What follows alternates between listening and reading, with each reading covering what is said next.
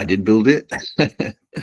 But I promise you, right, a big part of that framework is really understanding how businesses work. So what I wanted to do is help you guys program it into kind of ChatGPT, and then based on that programming, you guys can just basically design, at least like at a high level, you can design a strategy for anything and everything, if you like legit. So inshallah, that's what I wanted to discuss that today, because I really think it's a very valuable skill, and it's a very quick way of identifying which part of a strategy is missing. So let's see how it goes anyway, and let's take it from there. But it's now 6:10 a.m. So let's keep it moving, inshallah. So first and foremost, bros, Assalamu alaikum wa rahmatullahi wa barakatuh. Sabah al khair. Good morning. Thank you again, everyone, for being awake so early. You know what? I'm having second thoughts about doing this at 6 a.m. man. Like, man. You're not sharing your screen. Yeah, obviously I know that, innit? And I didn't know I'm that. just reminding you, cuz.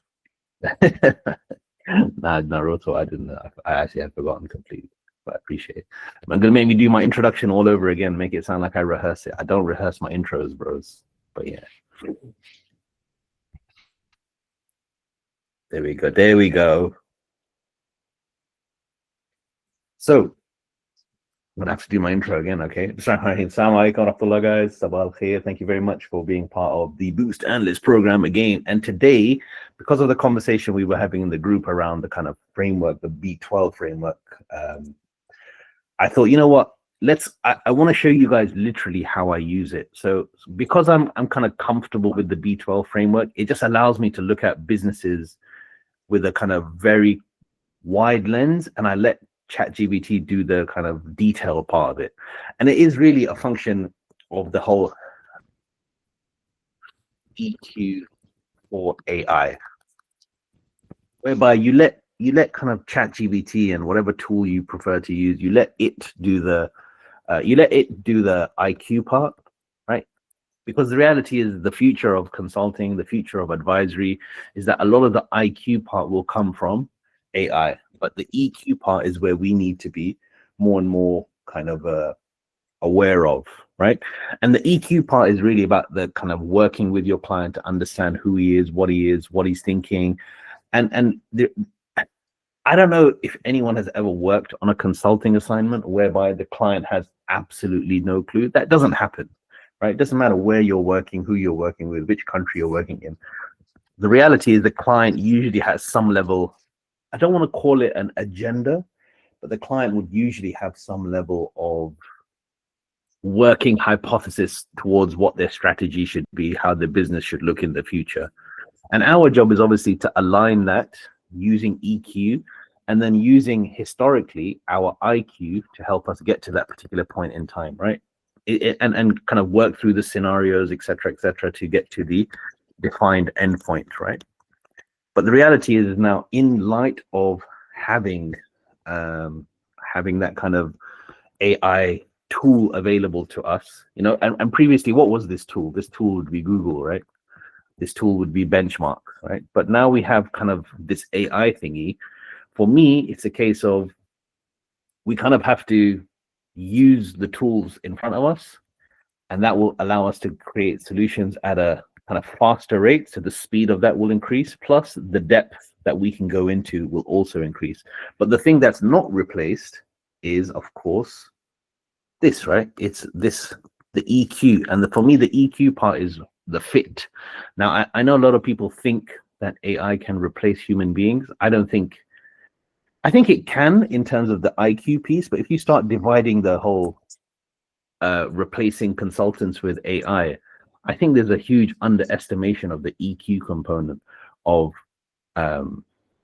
AI. This is just me. This is just me kind of speaking out loud. Maybe I'm just protecting my own back, but to be honest, I should be retired by the time AI is coming for my job anyway. So I ain't trying to worry about none of this stuff. But it's an interesting dynamic, just dividing the EQ and the IQ and putting AI in the middle of it, and using that to kind of solve problems with your clients. So anyway, I wanted to focus on strategy using AI, because this is really where I think it will kind of work. And I've said to you guys, and you guys, some of you guys even attended the session whereby I pitched an idea to you using AI. I didn't prepare anything, But if you're kind of confident in understanding how AI works, if you're confident with the EQ of AI, you can use it to supplement your thinking. You can use it to have conversations with your client, and you're guiding your client through a process using AI.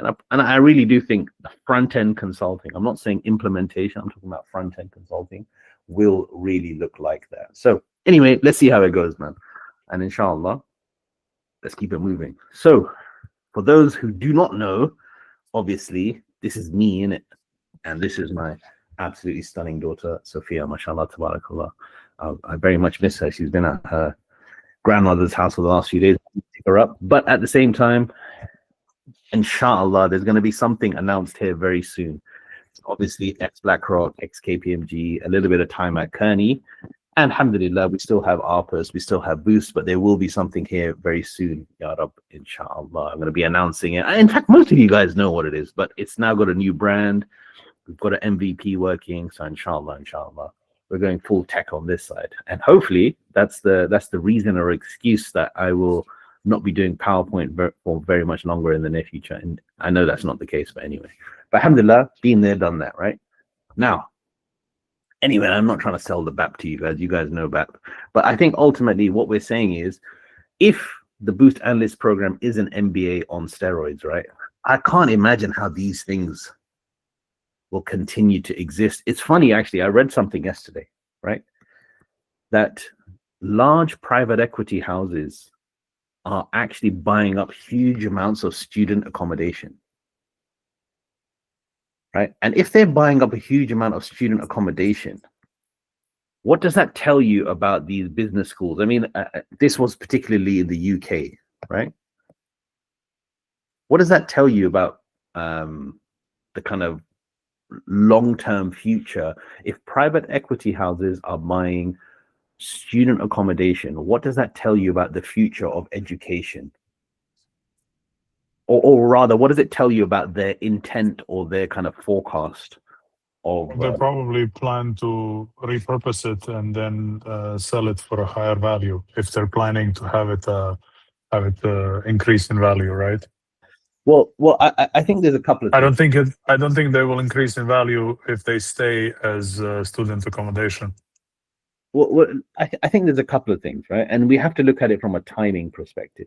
So I think initially, from a timing perspective, if you talk about short term, I think what that demonstrates, at least, so we've got short term, medium term, long term, right?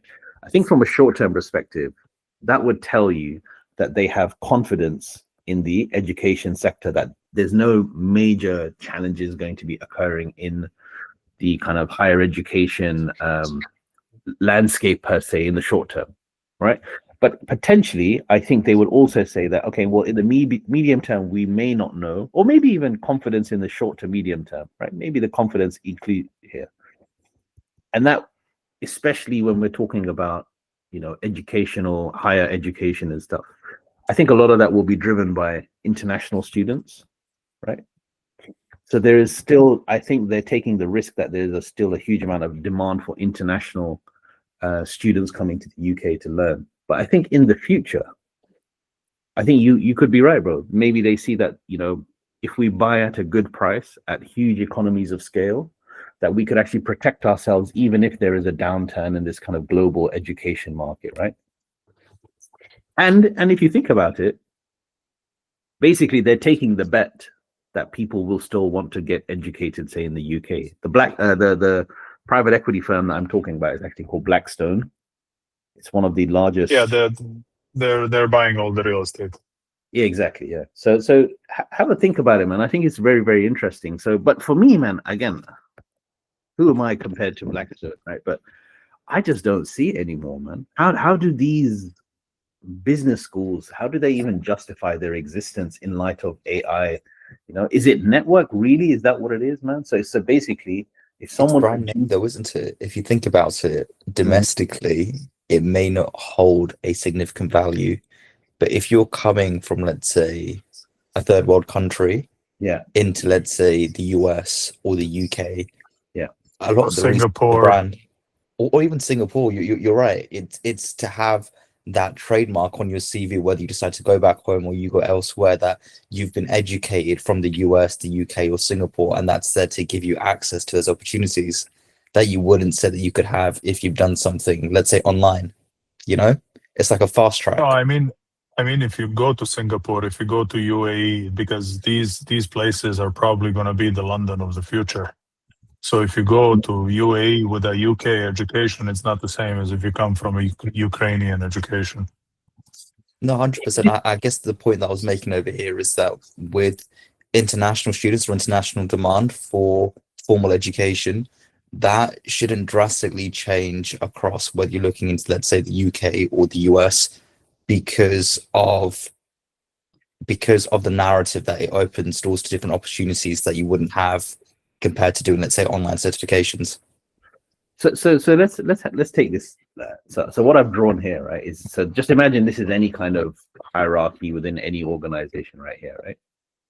For me, the people who do these certificates, right, with was that Stanford, Harvard, etc., they're kind of aiming for this part, that top 1%, right? This is the kind of elite.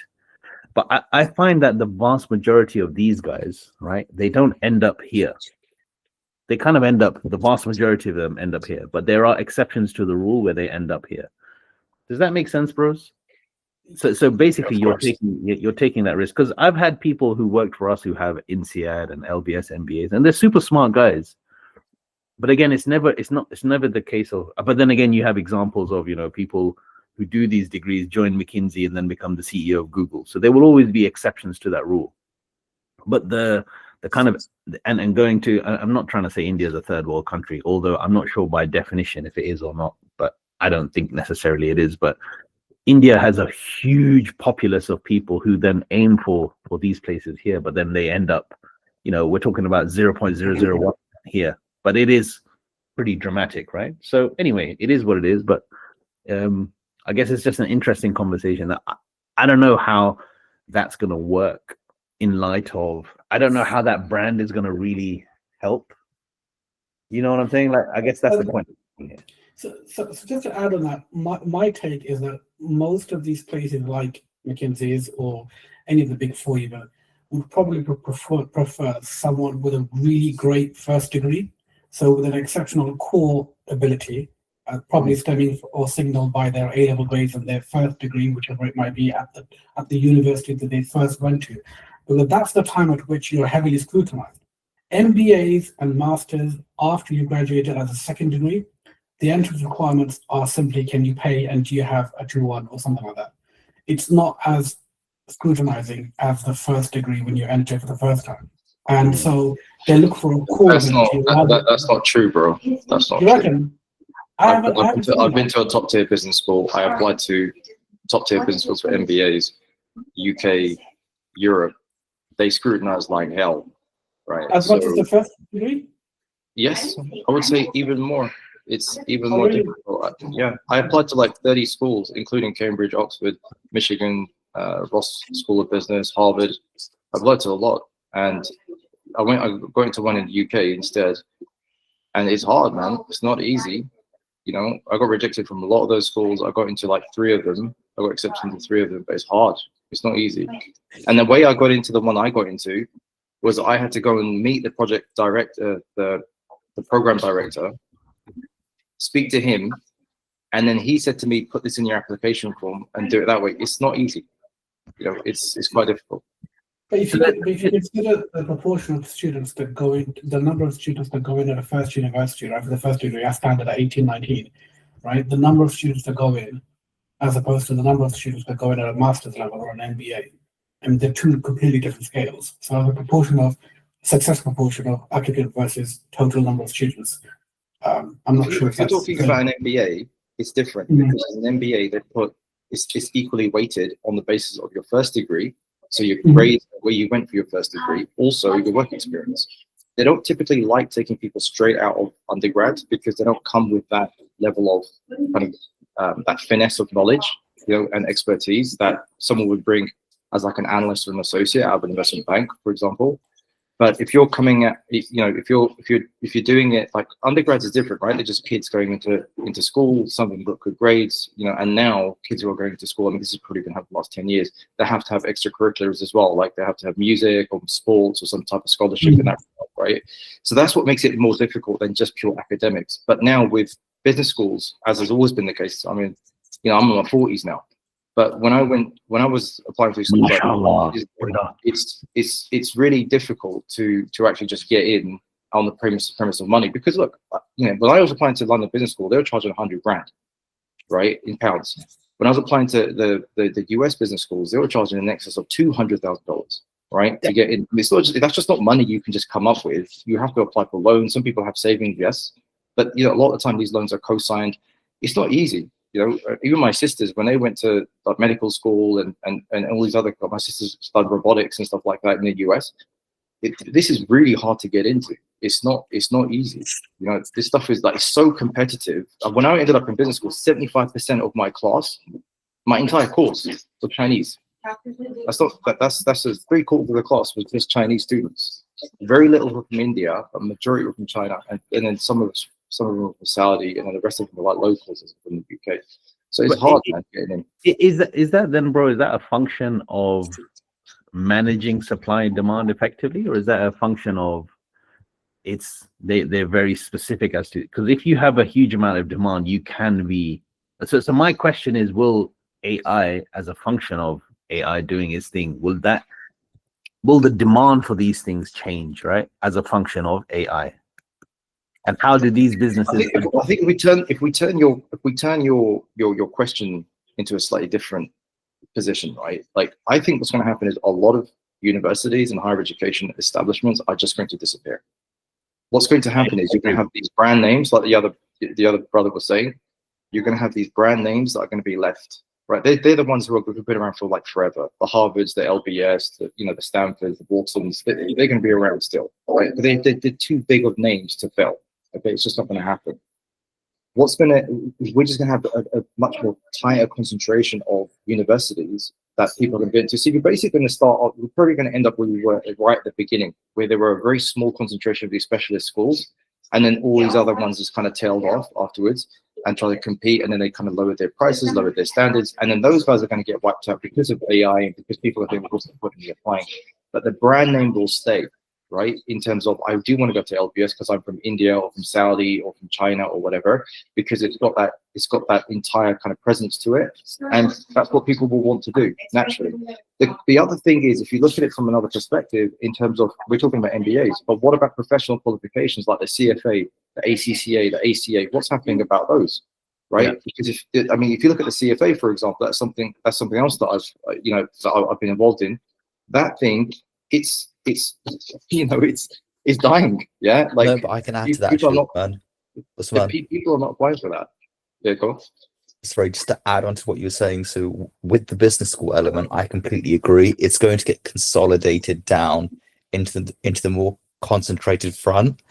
And what I think is going to happen is they're going to actually incorporate AI, whether it's generative AI or machine learning, into their own syllabus, because using the example, it's the CFA, or even let's say the ACA. So at the moment I'm finishing off my ACA. What they've done is, for the next cohort, they've completely redesigned the syllabus, and they've actually put in a larger focus on technology, on AI, on sustainability into the core syllabus. With the CFA, what they've done with that is they've actually made modules in Python, including machine learning now as well, going further to actually add in that element of technology, of AI. So that's part of the practical. Yeah, I know what you mean. That's part of the practical learning on that. Exactly. But they've also added in they've also added in alternative investments in the CFA. So they are adapting to to the direction of travel, let's just say. But even if you look at business schools, I remember like when social media started to come out, and people were rolling onto social media after people thought it was a fad and it was for kids, and then it started to become serious and companies were taking it on. Business schools were coming out with digital marketing programs. Like, I'm talking about London Business School over here. I was seeing them in the FD newspaper being advertised. So they do pivot when they need to in order to stay relevant in terms of what's happening. They did the same thing with blockchain. They started going into blockchain and talking about that and saying, you can do can do a course on blockchain. And if you look on LinkedIn, you'll see, if you search under Harvard Harvard University or London Business Schools, you'll see a lot of people saying, I've done a Harvard, I've attended Harvard University or Harvard Business School, but what they've done is a certification over there. It's like a certification you can do in 6 weeks, 4 weeks, 2 weeks, or something like this. It's not the actual university. So there's so many of these little certificates that they're also bringing revenue for these business schools. So you have to remember that they're not selling necessarily on those big chunk courses like we're talking about. They're also making a lot of money on the smaller stuff that they're selling out as practically online courses. You know, so that's another pivot for them. I think this is I think all of this contributes to that conversation I'm having, right? Which is fundamentally that a lot of the traditional IQ is going to be supplemented at the very least by AI, and organizations like these big business schools will have to pivot exactly as you said, Uthman, right? So a big part of that pivot will be making smaller trainings. These the full-on MBAs. Then you've got your EMBAs, and then you've got like this huge plethora of these kind of mini courses, and then you got these micro courses, and then they'll probably, you know, but I think you're right. I think there'll be a massive kind of either consolidation level in terms of that kind of the kind of lesser known business schools, but I think, and you could probably imagine that would happen in consulting as well, that the vast majority of these kind of smaller consulting firms will either consolidate or basically die in the process, and the guys who are at the top will kind of leverage their brand to stay relevant and remain at the top. But this is interesting, right? Because I think even in consulting, if you see that there was a bit of news about EY set up something with Humane, which is the investment entity in Saudi. It's powered by PIF, but it's called Humane anyway. It's like an investment vehicle for AI specifically. I think productization is the way forward for most kind of knowledge-based businesses. Productization and a little bit of kind of solution-based, and I think this will happen here as well. It's going to be interesting to see, and I think these guys are doing a huge amount of productization where previously they would probably only be doing those kind of big-ass long courses. But I think exactly as you said, bro, you go into LinkedIn, everyone's Harvard alumni right now. It's crazy, right? But anyway, that's my 2 cents. But anyway, without going off the point here, that was an interesting conversation. But just going back to the whole idea of, you know, generally speaking, organizations like Blackstone are taking the risk on big education sticking around for the foreseeable future, at least to the extent whereby if you buy enough housing at a good discount, you're able to recoup that over the next couple of years in terms of the value of that price or the value of those assets increasing over time as well. And just let's remember also, right, that actually this is actually a really interesting case. I want to talk about this actually. Sorry, let me just start a blank slide because this is really interesting. I just thought about it right now.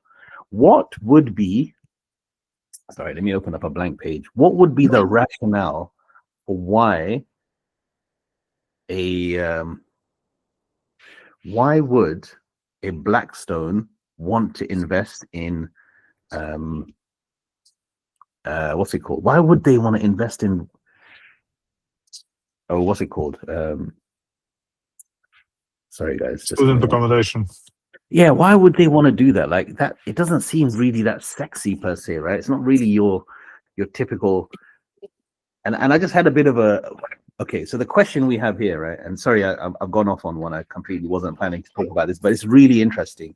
So the question is, why would Blackstone invest in student accommodation, right? So if you want to quickly have a Google, they did, right? They're investing hugely in student accommodation, and as we were just saying, right? Oops, sorry. As we were just saying, in order for you to invest in student accommodation, right, you have to take the risk of higher education, right? Basically, higher education keeping its kind of attractiveness primarily to international students because they pay extra fees, right? They pay the additional amount of money, and international students then take on accommodation, right? So you're basically taking on a massive amount of risk and a massive amount of assumption that higher education is going to still be relevant, right? Number one. And exactly as Uthman mentioned, right? Uthman said that most of the people on this course were Chinese, right? And one of my cousins who came to the UK to study, and is he my cousin or is he my nephew? He's my nephew, man. Bloody hell, I'm old, right? He told me as well. He goes, Fahad, there's like Chinese kids driving like Ferraris to college, like to university, and he didn't go to like some exceptional university. I'm not going to say the name just in case anyone went to that university. And he's like, yeah, it's crazy. So higher education needs to fulfill its purpose. International students need to be interested, and of course they need accommodation, and that will be for what, 2 years? How long are degrees nowadays? 2 to 3 years, right? 3 years, and then if you have a placement, it's 4 years. So why? Okay, so ignoring private equity, investing in student accommodation requires you to take the risk of higher education, international students, and accommodation. Now, within this, there are obviously clear risks. So international students, whether they'll pay or not, maybe you can say you've got to pay upfront, right? You got to pay upfront for 3 years and just say, okay, well, that's a good profile for revenue, right? 3 years guaranteed payment, no payment risk, rather than having British students or UK-based students who might pay their rent, who might not. So your default rate goes down significantly because you're asking for the money upfront. Your guaranteed rent for 2 to 3 years, which will be inflation adjusted. So again, it's a very good investment. And of course, I think, you know, just like your KPMGs, your PwCs, and so on, these education institutions, exactly as Osman said, they're not going to roll over and die. They will try their best to reinvent themselves and stay relevant at whatever opportunity. But in essence, let's talk about what are they actually investing in. They're investing in huge amounts of housing, right? Which so let's just say that's a block of flats, right? So this is the type of asset that they're investing in. So if they're investing in this, let's talk about the dynamics of this asset in the UK. So it's a revenue generating asset, right?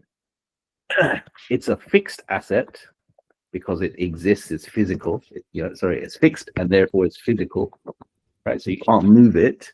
It will be a function of market dynamics in terms of what it's worth, right? So it kind of gives you a bit of this kind of a 2 to 3 year guaranteed revenue, gives you a level of comfort that if the market goes up or down. So remember, student accommodation, would you say that's kind of recession proof? Yes. Because if you're talking about international students, right? And also, you guys do have like subsidized education there? But yes, actually, no, I don't even think we do anymore, bro. Because the I fees think we do for undergrad. For undergrad, we do. For masters, the same. Really? Okay, I don't know. Yeah, I'm pretty sure you have some kind of like a subsidized program for, you know, there's going to be a certain amount of people that are going to be on some kind of either scholarships or subsidized by the government. Okay. In that case, so I don't want to digress a lot, but for example, when I was studying in Serbia, we had subsidized X amount of percent of people to do the undergrad and to do the whole college thing. But for the colleges, for the university, it was actually there was more incentive to let people go on the government budget because the government was getting charged more than the people. So let's say if it's, I don't know, 10,000 euros for me, if my grades are bad, if I fix my grades, I go in for free, but the government will pay 15. Yeah. Okay. So even for people that were on the verge, the universities will like expand the list of budget students. So this I don't know if this is relevant here.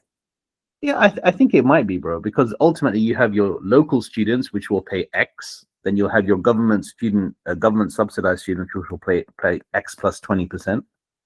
And then you'll have your international students, right, which will pay X plus probably X times 2, if that even makes sense, right? So X times X almost, right? No, well, not X times X, but you know what I'm saying, times 2, right? Yeah.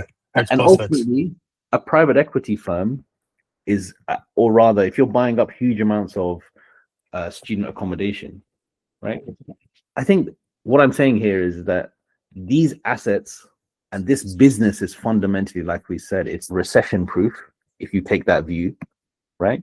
It is an asset that if you buy at scale, you should be able to get a good price on it, right? So you're buying up hundreds of units in one go type thing. So you should be able to benefit from the economies of scale. But here's an interesting one. What does, and we're going to go full on nerd on this, right? We're going to go full on nerd. When we talk about housing, right? When we talk about housing, what exactly are we saying here? So let's just put it together in a chart here, right? So if we talk about housing, so this is private equity buying up student accommodation, right? So in essence, if these guys are able to buy up a huge amount of, let's just say the capex is 1 billion, right? And as a result of which they get 1,000 units, right? For example. And that's what 1,000 units would cost. And then 1,000 units, the OPEX on that would be, I don't know, let's call it $10 million a year or something. But once you start to do this at scale, so this is plus, minus, and time. Once you do this at scale, what we're saying is, well, actually, they may not even pay that much. Maybe they're able to negotiate significantly lower. And effectively, what they'll be looking at is reducing their OPEX through economies of scale, through better negotiation, right? Because they're buying so many units. And that the guaranteed revenue that they're getting upfront, the revenue profile of this business, right, is fundamentally international students who pay upfront. And you have a pretty consistent revenue stream here. And you take the view as to 5 to 10 years that nothing will change as such. What would, and this is the interesting part, what would a private equity firm try to do to this? Like, because a private equity firm is very different to a pension fund, right? A pension fund would be looking for long-term stable incomes, and they'll be trying to make it look like this so that they can get, for the foreseeable future, they'll get their 8 to 10% return, right? But what would actually a private equity firm try to do? Why would this be attractive to our private equity? Because this is boring business, right? And the reason I bring this up, and I don't know the answer, I'm going to try to work it out whilst I'm speaking to you. But inherently, a private equity firm does what? Buys, restructures, flips. A private equity firm, for me, fundamentally is looking for a nice exit, right? And the exit here would be to create a vehicle, right? Basically an investment vehicle which will have 1,000 housing units in it that they bought at a huge discount because they bought everything up front, paid cash for it. They would structure all of this into some kind of SPV, some kind of holding company or something. And they will either try to sell it to a to a pension fund as a solid, secure, long-term investment vehicle, because private equity funds don't really invest beyond 5 years. 5 to 7 years is really pushing it. But you could structure something like this and make it, and basically turn it into something which is something you bought for $1 billion. You structure it so that all of the kind of OPEX is maintained, the rents are kind of guaranteed. You give it some kind of profile, and you could potentially sell it for 2x on the back of, an 8 to 10% return. Right, as long as you can guarantee an 8 to 10% return, and then position it as a recession-proof business, etc., you've created something which is very sellable. Does that make sense to a pension fund? What do you think? Does that make sense, or have I missed the point? And if anyone wants more clarifications around this, I'm happy to give my hypothesis. But it's an interesting thing. Like, why would a private equity firm get involved in student accommodation? What do you guys think? Did I maybe go a bit too fast on that? No, I'm in agreement with that. I think the way they'd execute it is slightly different, though. And that goes back to the previous mind map that you did that breaks down X percentage of locals, X percentage of government plus 20, and then you have the international proportion as well. Now, if a university has forecasted that the international students are going to be increasing over, let's say, X years, what they could do is they could repurpose how that student accommodation building is structured. You could, let's say, have different bands that are tailored towards different groups. And typically, from my own experience, international students, they go towards the higher bands. They go towards the solo studio flats, which have greater margins. So it could be that they repurpose those buildings for the higher margin bands over said years. Yeah, I mean, but I guess the point I'm making is irrespective of how you divide up this revenue stream, right? Irrespective of how you divide it, whatever. In essence, what you're selling is a structured long-term revenue profile, which has a nice 8, maybe even 6 to 8% margin, which is not a huge amount of margin, because the margin on your real estate asset fundamentally is dictated by the price that you buy it at, right? So the market rate for rent is kind of fixed. You can't really mess with that. But your margin ultimately is determined by the rent over the actual capex, right? So for me, if you have the buying power to buy 1,000 units instead of paying, I don't know, 100K per unit, you're now paying 85K per unit. So you've got a 15% discount blanket of 1,000 units. That 15% discount at the market rate of your revenue will give you a nice return, which will mean that the private equity firm has a nice option for exit.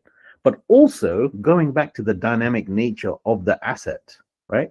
You have a huge fixed asset. So what does private equity like to do?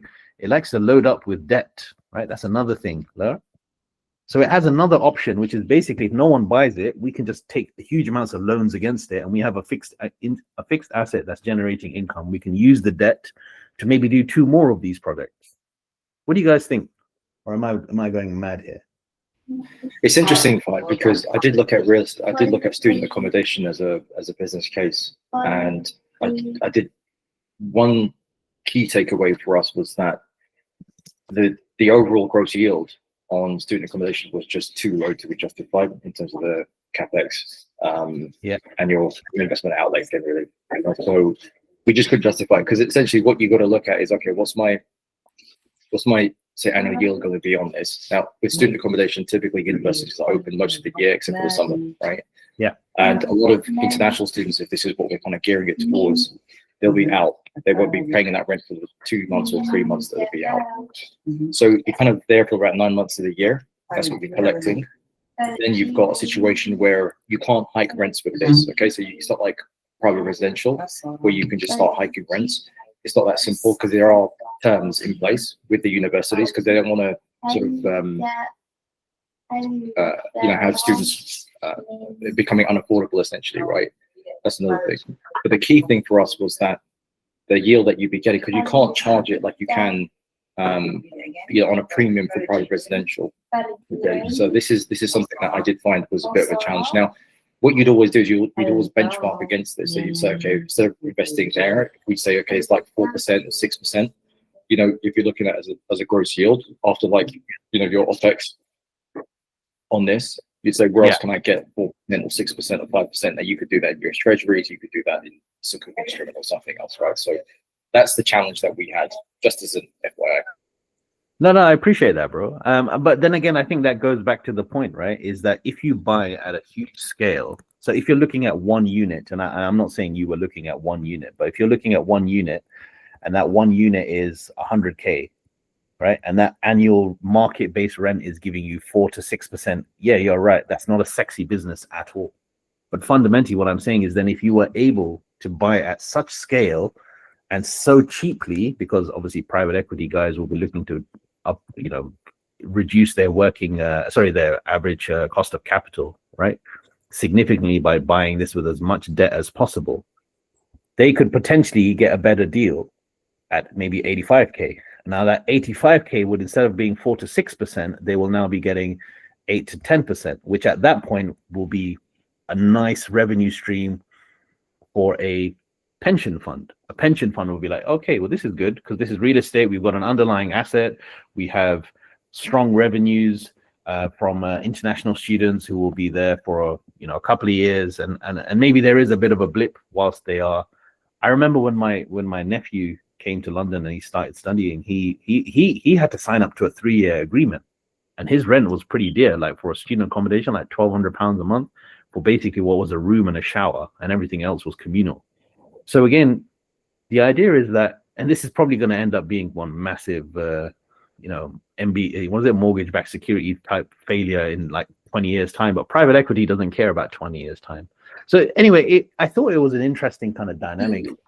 Did you say £1,200 per month for student accommodation? Yeah, something like that. He was in central London, bro. Like, he was That's so crazy. That's super crazy. but that's the kind of money that he was paying, bro. Like I don't even know how he afforded it, to be brutally honest, but he did. Eventually he moved back home, but yeah, that's a different story. But he was paying big money, man, like for what was a small room. As an international student, it was crazy. So that's I guess that's the thing that I'm trying to make the point of, that if you buy at scale, you will significantly, well, potentially reduce your capex enough to increase that yield, right? So what I'm saying is that the upfront investment, if you can reduce that, the market will dictate what the rate is. So the only kind of you can't charge more on the rent side, but you can negotiate more to buy at a better price, and that will fundamentally determine your yield. So determining your yield will be a function of what is your weighted average cost of capital plus your economies of scale at which you're going to be buying it at. And private equity is good at doing both, if that makes sense. Yeah, but this is the question, right? It is the WACC, right? And that's the biting point in this, because you're talking about debt and you're talking about refinancing debt. Yeah, you've got to consider that. You don't know what interest rates are going to be. You have to adjust for inflation as well. It's very difficult to predict these things, especially when you're talking about $1 billion bucks. So I think what you said about the alternative, which was just for securitizing the asset, right, and taking out debt against it, I reckon that's the play over here, right? It's a secure asset. It's sitting there. Exactly. Yeah, they can just take out tons and tons of debt against it and go and do something else at that will yield them 15%, 18%. That's where I think the play's out. So let's just make this up, right? So, and because I appreciate this might be a bit new for some people, and Uthman, mashallah, clearly he knows his securitization game, right? Alhamdulillah. But just so that other people are comfortable with what we're talking about, is when you have an accommodation like this, right? Let's just say it's student accommodation. I just want to break it down just in case someone's not following. So you've got student accommodation, right? And based on the student accommodation, let's just say you've got 1,000 units, right? And based on that 1,000 units, you're having basically 2 to 3 year guaranteed rent, right? And based on that 2 to 3 year guaranteed rent, what you're saying is that we are going to buy if you were to buy individual units, let's just say that will cost you 100K, but because you're buying at such a huge volume, you can actually bring down the price to say 85K. You can't mess really with the rent. The rent is what is dictated by the market. So you can't say, hey, listen, we are going to, and you see actually, and I'm going to go into this before I go, the rent is determined by the market, but your ability to buy at a good price is determined by volume. So economies of scale will determine your buying price, but the rent, which is your revenue, will be determined by the market. So you have very little flexibility here, right? You have limited flexibility here, but depending on scale, you have potentially more flexibility here. So my whole thing is that what we're trying to do, or rather what these private equity firms are trying to do, is they're trying to minimize how much they're buying upfront for by buying scale. The revenue that they get will be determined as a function of the market. So there's very little things that they can do with that. And then of course they'll be looking to create, OPEX and operating companies that can manage these assets very, very well. But fundamentally, this as a business becomes potential for an IPO. It's just a long-term, nice revenue, right? Which is a way that private equity makes money, through IPOs, through exits. They would also be looking at securitization, just basically using the asset, pumping it with debt, and just taking out as much debt as possible, and then sharing it with the investors. And then, of course, they'll also be looking at potentially selling it to a pension fund. So all of these exits become a possibility with what is, again, the key thing here in these assets, or rather the key risk you're taking here, again, it goes back down to is whether or not you think education is going to last the next 7 to 10 years, right? That's really the risk here. 7 to 10 years plus international students, right?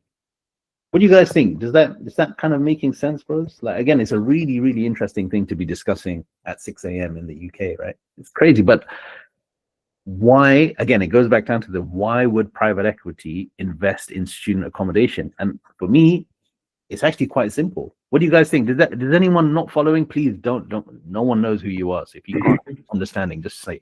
Well, my gut fear is that either the student market works and they stay in that market because it's earning enough revenue, or B, it's something that they can switch to non-student accommodation in the future should the market dictate that there aren't enough students and they apply for mixed use or change of use rather, and they shift their attention to a different market. I mean, but that would require a significant change in the terms, because as I understand, student accommodations are usually restricted for students only, but they can always argue if the market changes significantly, then it's easy to hedge their risk and switch markets, especially in the UK where property is so hot. Yeah, I mean, look, here's an interesting way to look at it, right? So let's just say you start off with student accommodation, and then what happens is that demand for education, international students, etc., for example, is reduced for some reason. Let's just say this is demand for international students, right? It's increasing, and then something happens and it starts to reduce. I think what could happen quite quickly is that once you own this asset, right? Ultimately, this asset is a function of revenue or income per square feet, right? Or whatever. I don't know. In the UK, do they use feet or square meters? I don't know, whatever. So repurposing a building which is there for accommodation from students to low income housing shouldn't really be that huge a deal, right? So again, for me, from a repurposing risk perspective, sorry, that could also, I think, is that what you're saying, bro? From a repurposing risk, again, it's not a massive ask. Yeah. The only risk is that it's usually restricted, but they can argue for a mixed use license or a change of license if there's a significant change in demand, but they would have to argue that. Yeah, I mean, and I don't think it'll be a massive, here's another one, right? We don't do lobbying per se in the UK. We do it in a slightly different way than the US, but it exists, right? All these people who own private equity firms are still supporting, either red or blue, or in very rare instances now green, or any other party in the UK. But it's just an interesting way of looking at things, right? And I want to go through this case a little bit using ChatGPT. Let's just see if some of our thinking is correct, right? And let's just work our way through it. And then what I'm going to try and do is link it all back to our strategy framework. But it was a really, really interesting conversation. Genuinely, like, I don't even know why we started thinking about that, but I thought it was a very cool conversation, right? But anyway, guys, let's just go back to the learning objectives. And this, for me, this is a great case study. Why? Because it kind of touches upon everything. So what are the 4 key things that we need to be learning and we need to be focusing on? It's basically all practical skills now, man. Again, I'm going to start discussing this whole EQ versus IQ, right? For me, and then it's now this has turned into it. In fact, let me show you what I'm thinking here when it comes to EQ and IQ. So historically, it was a case of if you are good at your job, you'd be good at EQ and you'd be good at IQ, right? So you'd have the kind of technical skills and you'd have the soft skills, right? And for me, the future is no longer a 2-dimensional. The future for me is 3-dimensional. So you'd have EQ, IQ, and you have AI. So for me, there will always be a level of IQ and EQ, right? You have to have a set foundation. You cannot completely outsource your brain. So let's just say historically it was 50-50, right? Let's just say that was 50-50. But the future for me is a function of being able to utilize technology in order to make you more functional, right? And what I'm saying is that EQ will probably always remain. And in fact, where do you guys think this is going in the future? I don't want to give you a percentage that I think, or rather, right? But for me, there's now three components to this. So if we talk about EQ, historically in the past was 50-50. In light of IQ, I think my gut instinct would be that this is the thing that is the thing that will definitely reduce, right? Because you now have AI telling you that it's better at it. So maybe this could become I don't know, 20, and then this could become 30, right? But even that for me is, I think what we're going to be seeing now is it's not 50. It's going to look very different for me. I think it's not going to be that. It's going to be, for me at least, it's going to be more like 75. And I know I'm being a bit crazy here. 5 and 20. What do you guys think? Do you think I'm going mad here? What do you think? Have I gone completely crazy? Yeah, Farhad, it's an interesting one, right? But I'm kind of on the opposite end of this. Because I, like you, I also use a lot of LLMs, right, to help me with decision making and just to enhance my thinking. I think that we're going to stay where we are in terms of the bottom of the triangle, right? So if you're saying EQ 50, we're saying IQ 50. It remains 50-50, okay? The AI piece at the top, I think it's going to be a plus 50. So we're going to remain the same, but we're just going to become we're going to build on our own expertise, but become super expertise.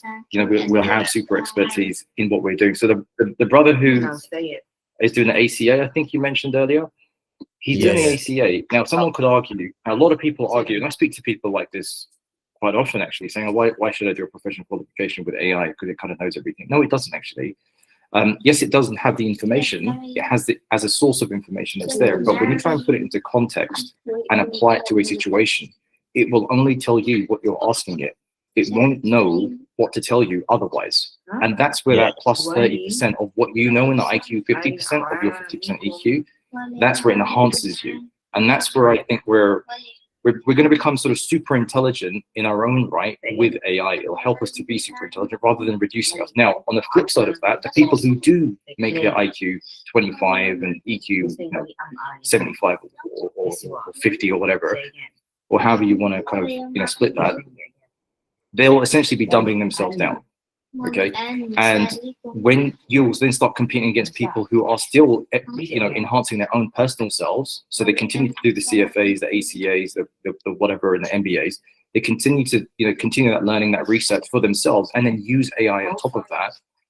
That will give them the edge over the people who say, oh, you just need AI now, and then they kind of dumb themselves out. And it all come down to, in my opinion, it'll come down to context and applying that context to particular problem cases that then you can become more useful at solving more quickly because you've just got the understanding and the know-how rather than having half of the information or half of the know-how, or in many cases now what I'm seeing is no know-how, right?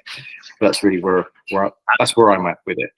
I honestly, bro, I love what you said, man. Honestly, this idea that we can, if we're going to change the parameters of how we exist as human beings in light of, we're going from 2D to 3D, I think being defined by 100% is bad. Like, we shouldn't be thinking of being, I know this is going to sound crazy because it doesn't work in percentage terms, but as a capacity of a human being, I think when you define stuff by 100%, you're basically saying that the capacity, and I appreciate there's a mathematical blah, blah, blah, whatever, weightage or whatever. I don't care, right? But inherently, the 50-50 initially that I started with has a capacity factor, which is 100. And I think the key thing to note here is that technology is kind of redefining what is 100, if that makes, I know this sounds so stupid. It doesn't make sense what I'm saying, but I think the essence of it makes sense, that we are no longer trying to be average. We're no longer trying to be, good at what we do. This is about the future is a function of who is going to be super smart, right?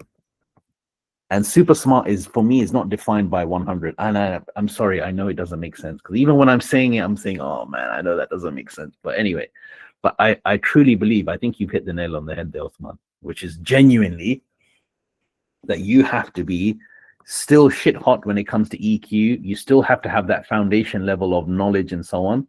But how far you take AI is no longer defined by 50, 30, 20. It'll be defined by 50, 30, and an extra 100 as a result of AI. And I think the best example I give about AI is that AI will tell you what you ask it. AI struggles with looking around the corner, which is kind of where the EQ side of it comes in. Now, it will get better. I'm not saying it won't get better, but inherently it is garbage in, garbage out, right? So looking around the corner is the EQ side of it. And you can't you can't guide AI without actually having a foundation and stuff. So again, this idea that consultants will completely die out is neither here nor there. But it does prove to me that people who are at the top of their game will succeed in light of AI, and the guys who are kind of doing the number crunching, the basic stuff, who are taking guidance from the kind of super smart people, will kind of those are the guys who will be impacted the most. So if there were a summary of everything I said, right, which mathematically doesn't make sense, is that 100 isn't the point of defining us as in terms of our capability. With AI, the it's not about sacrificing EQ and AI, EQ and IQ. It's not about sacrificing that to replace it with. We need to think about increasing our capacity from say 100 to 150 to 220, if that makes sense. I know it doesn't make sense, but you know what I'm saying, right? I don't know. Yeah. But Fahad, can we change the model altogether? So rather than saying that it needs to add up to 100, if we've got this new parameter, right, which is AI, can we say that it changes the function and makes it into a multiplier? So we can still say that EQ plus IQ tallies up to 100, but then your AI skills or your ability to use it multiplies that 100 by, let's say, 1.5 or even 2x. Yeah. I mean, yeah. Maybe you're right. Maybe there is a percentage and then a multiplier, right? 100%. I just wanted to fit in this kind of. I like the idea of going from 2D to 3D, and then that 2D to 3D is kind of restricted in terms of kind of moving things around. But you're 100% right. I think EQ and IQ will always remain. I do think IQ will be then, maybe the formula will look a bit like this, and I'm going off completely crazy. Maybe the future formula of intelligence will look a bit like this. So you have EQ plus IQ, but IQ will be multiplied by AI, right? Something like that equals intelligence. What do you think? Something like that?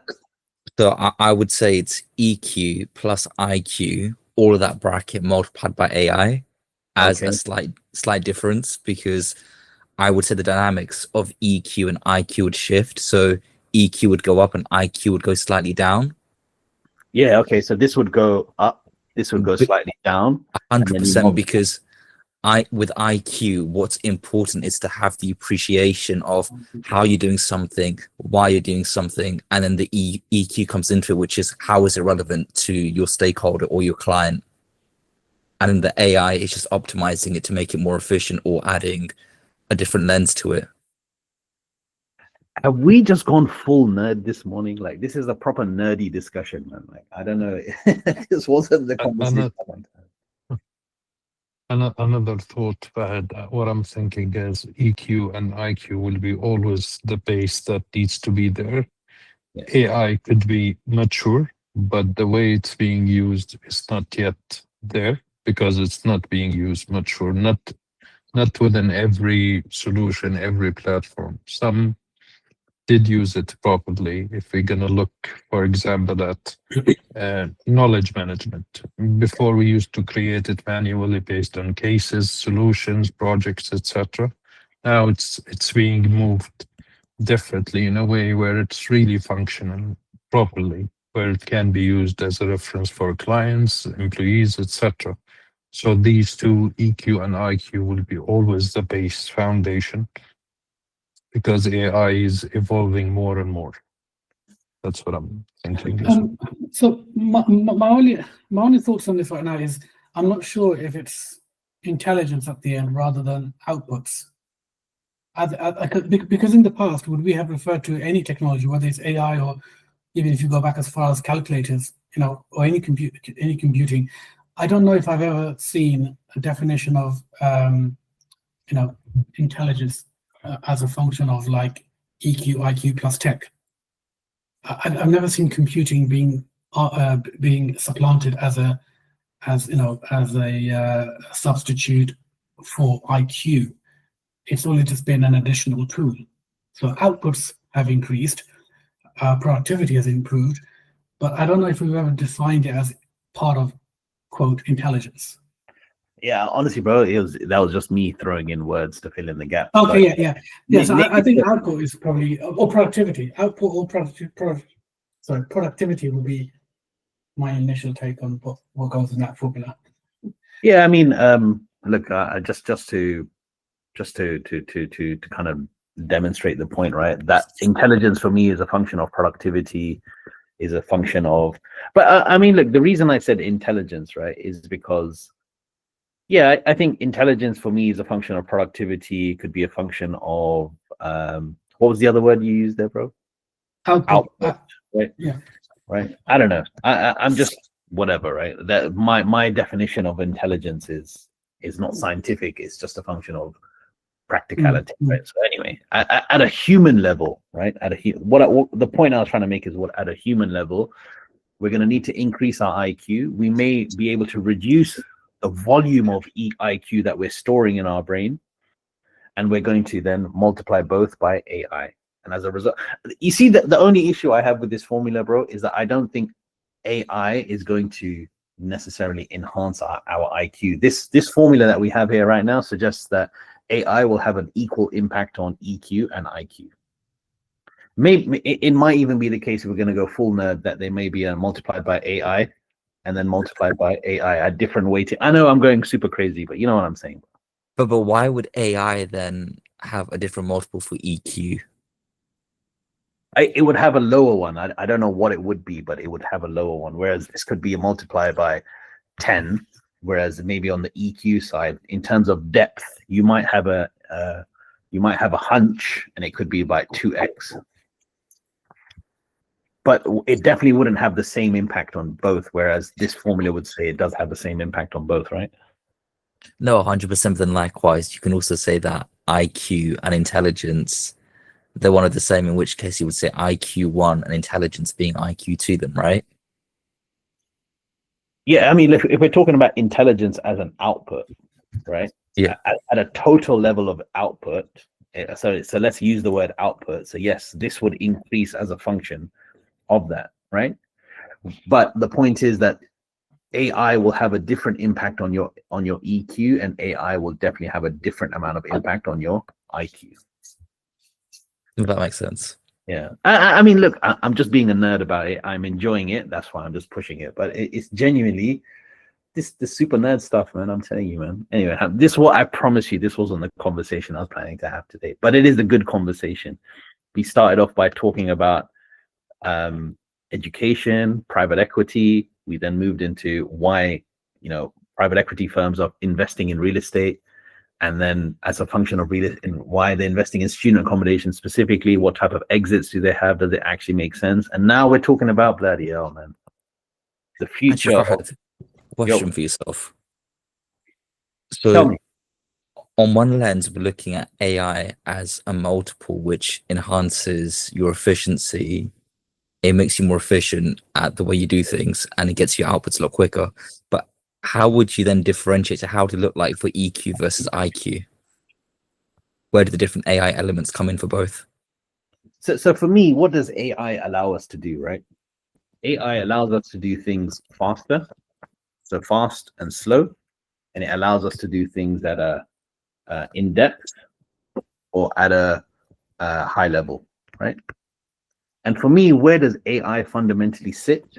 It sits in this quadrant here, right? Which is, it allows us to go in depth and it allows us to go much faster. So it applies to both here, right? So if we have an EQ based hunch, right? So a lot of hypotheses would start at this level, at an EQ level. They may become IQ, but hypotheses would start for me at an EQ level, problem solving, sitting with your client, figuring out what is the want, what is the need, all of that would start there. But ultimately, how much it helps here versus how much it helps here, I think the impact ultimately here would be greater, right, than it would be. Sorry, it would be greater here once you've established your starting point than it would be there. This is my thinking. You could technically make it into a matrix, and can't you? Because you can say that the EQ element is the detail or the depth, and then the IQ element is the speed. Yeah, potentially you could. I mean, people will use AI in different ways, but I promise you, when I'm using ChatGPT to fill out certain things and to kind of substantiate certain things, that's how I like to use it. I'm using AI now to kind of think, okay, well, this is my hypothesis. What do you think? Tell me what the thing. And this is what I'm saying. The more you use AI like a human being, like you treat it like it's human, the better results you get, right? But understanding the mechanics of how AI works within EQ and IQ is very, very important as well. So a lot of the IQ stuff is when you're looking for sources, when you're looking for data points and stuff like that, right? But a lot of the kind of EQ stuff is the kind of brainstorming part. And for me, the more I'm using it like a human being, like it's someone in my team, all right? I haven't gone as far as giving my ChatGPT a name, right? That was like Wilson or something. But at some point, I'm guessing each of us, you know, like how Jarvis, exactly like Iron Man, right? I don't think it will be very far into the future where we will all have our own personalized LLM. It will probably be all ChatGPT, but it will be so used to how we use it. And let's not think for a second they're not collecting this level of data, right? They are 100% collecting this level of data. Every single time we chat, we search, we ask. You know, eventually there's going to be That's the whole purpose. Yeah. That's the whole purpose of it being free. Yeah. And in fact, if we take that even further, right? If we take that even further, the future of AI is only going to be maybe 6 companies globally, right, who are doing this. And if you see, like, for example, what they're doing in Saudi now, the thing that the West doesn't have a monopoly, the West has a monopoly over the English language, right? So they will build LLMs in a particular language. And I appreciate you can translate into multiple different languages. But I think, like, for example, Saudi Arabia is creating an LLM specifically in Arabic. And whether we think ChatGPT can do Arabic or not, there are nuances that they won't be able to control, right? Or they won't understand that will be understood by a native LLM that's in Arabic as well. If I understand the way LLMs work, and someone correct me if I'm wrong, the way LLMs work is they effectively predict with a probability scoring of what you're trying to answer, and then they basically predict words that make sense for it, and then, you know, the speed at which it's able to predict and the accuracy with which it's able to predict is kind of the quality and the strength of the LLM. Does that make sense, or am I? No, you're pretty much like you. It's pretty much right. It's like autocomplete on steroids, basically.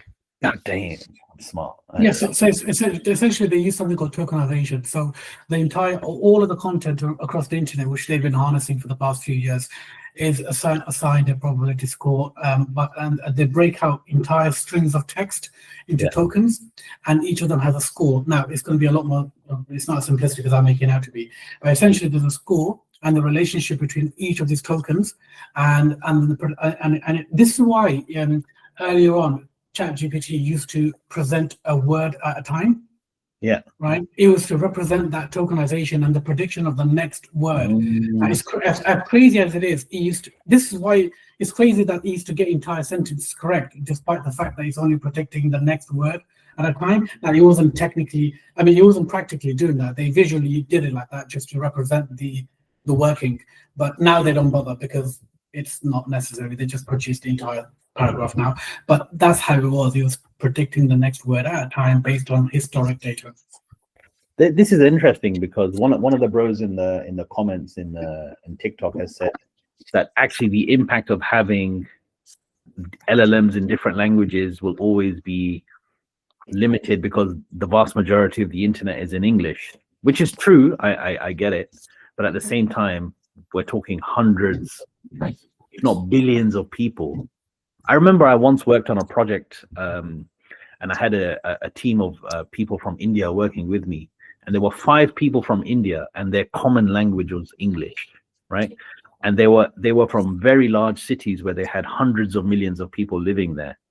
And, you know, one of them used to speak Telugu, another one would speak Tamil, another of them would speak, what's that language? Malayalam and Hindi. Malayalam. Exactly. Another one was speaking Hindi and so on. And literally the common language between all of us was English, which is crazy. So I think that supports the argument that, yeah, obviously English LLMs will be dominant for sure.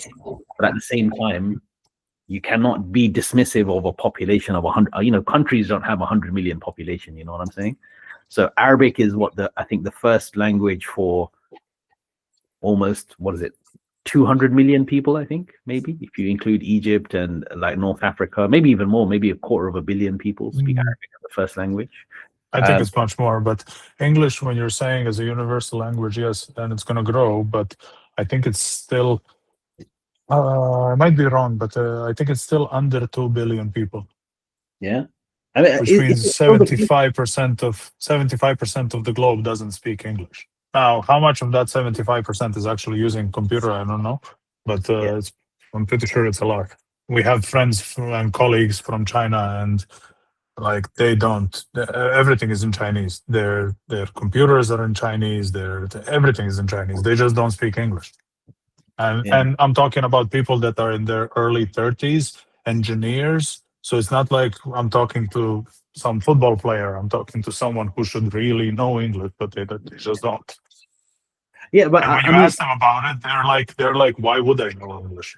Yeah, no, exactly, and I think that's the point, right? This idea of speaking English as a prerequisite to being successful in the world. You can if you're surrounded by 100 million people who speak the same language as you can become very successful. You know what I mean?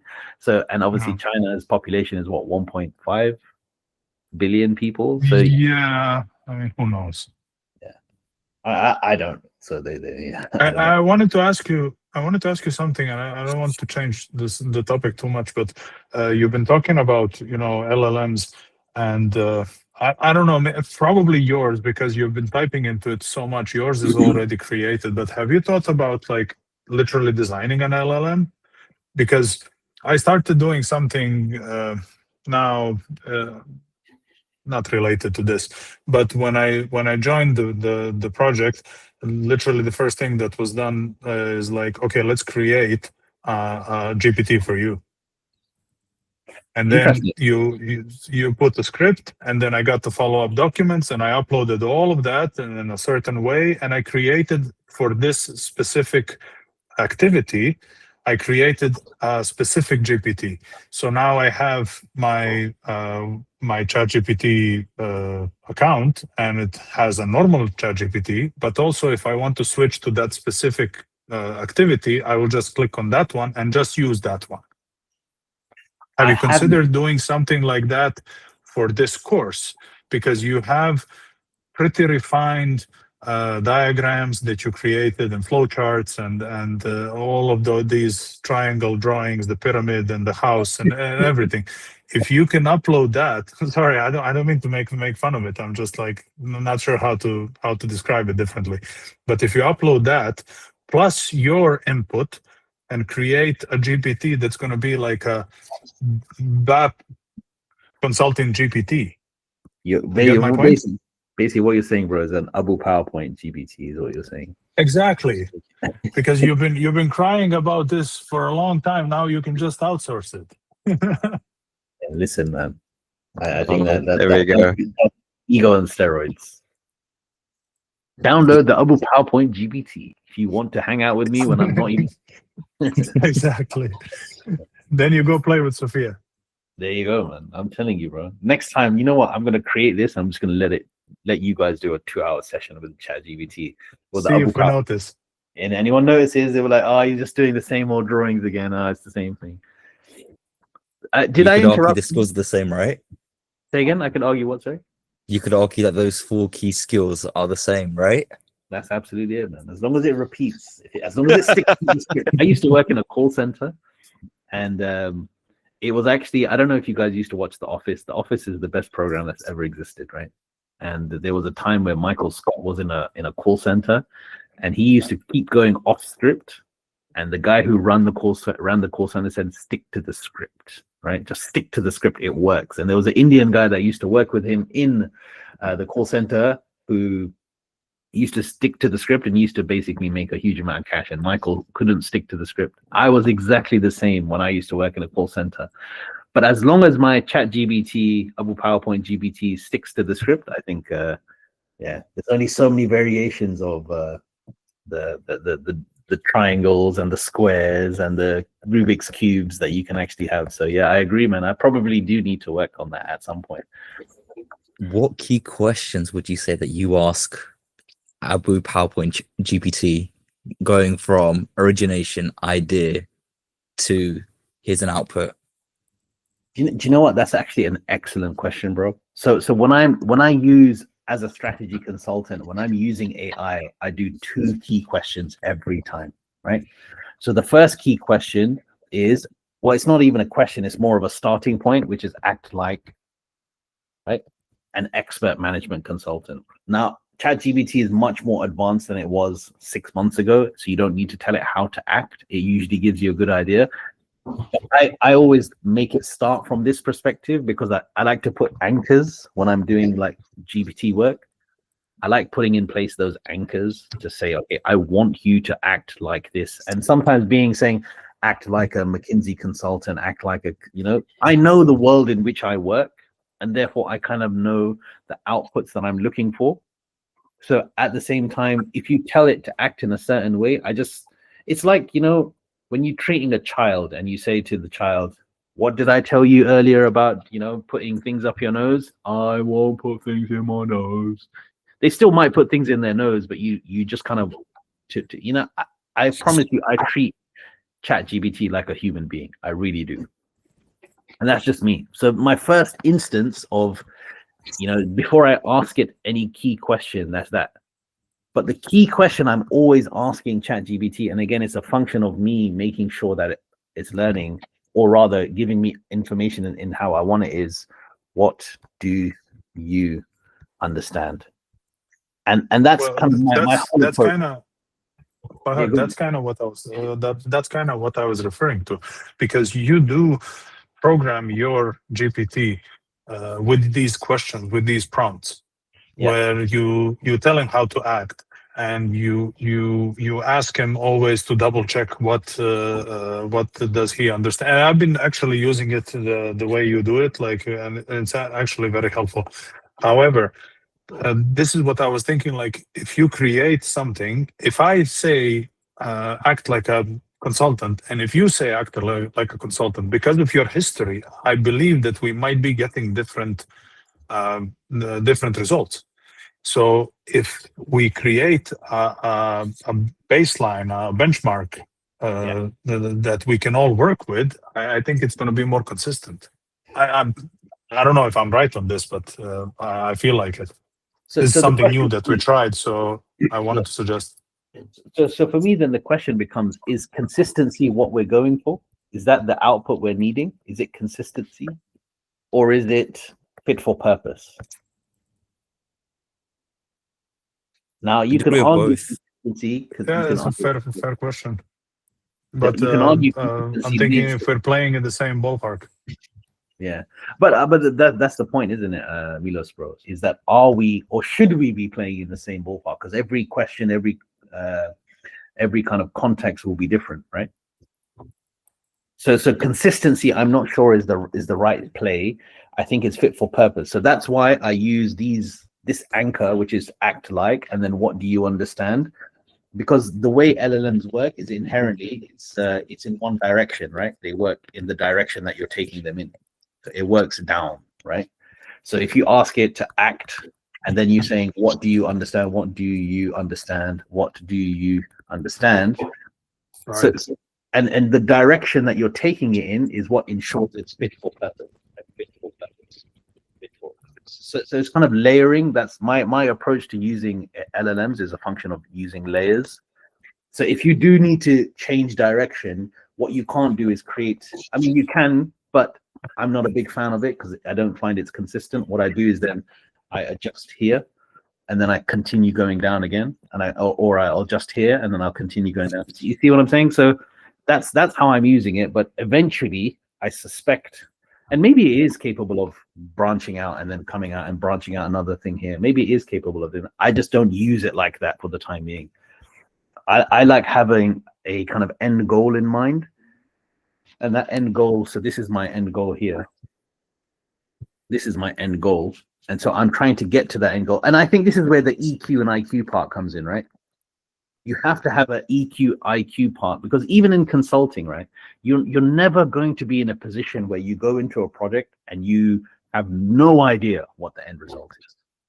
That never happens. You always have a hunch, right, as to what the end is going to look like. And it's usually within 20 to 30% max of your hunch. The end result, it's never like, oh my goodness, I can't believe that the end result was, you know what I'm saying? Like, that's what academia is. Consulting is not academia. Consulting is about practicality, right? So this is why I use AI the way I do, is to ensure it's fit for purpose and probably aligned with my hunch. But again, for people who are kind of getting into consulting now, who don't have 10 years of doing it the hard way without ChatGPT, maybe your hunch is the thing that's going to be weaker, right? And therefore you will go through it like an academic, which is in a much more kind of academic way, which is, no, we don't know until we know. We don't know until we know. But when you do have that experience, you do actually know, and it's more about refining it to your endpoint rather than letting it take its own natural course. If that does that make sense? Like, I think that makes sense. Are you able to take us through a live example? Yes, sir. Let's do it, man. Let's do it right now. That's the next slide, right? So I like to use this approach, and it goes back down to what we were discussing in the group, and a lot of people were thinking that this is pretty good, right? And I genuinely think it's pretty good, right? And the reason I think it's pretty good is because AI can help you unlock your inputs. It can help you decipher inputs much faster and extract insights from your inputs. It can help you do the configuration stuff much faster, right?